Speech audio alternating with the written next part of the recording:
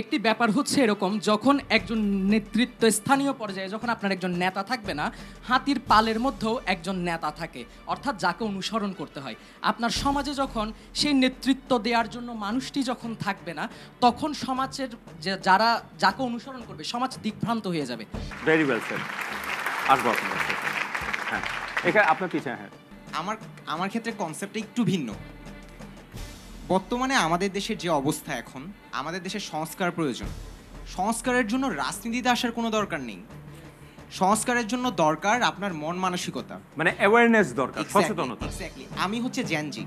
আমি যদি মনে করি আপনি আমার সমাজের বিত্তশালী একজন মানুষ, কিন্তু আপনার কোনো ম্যান পাওয়ার নাই, আপনার ম্যান পাওয়ার হচ্ছে আমরা জেনজি। কজ আমি বিত্তশালী না, বিত্তশালী আপনি। তার মানে আমি আপনাকে সাহায্য করব আপনি আপনার এলাকার উন্নয়নের জন্য। তাহলে ওই মন মানসিকতাতে আসতে হবে যে আমি আমার দেশের সংস্কার করব, তারপর আসবে রাজনীতি। তখন আমি আমার দেশকে রিপ্রেজেন্ট করার জন্য আমার ওয়ার্ল্ড ওয়াইডলি চিন্তা ভাবনা করব। জি।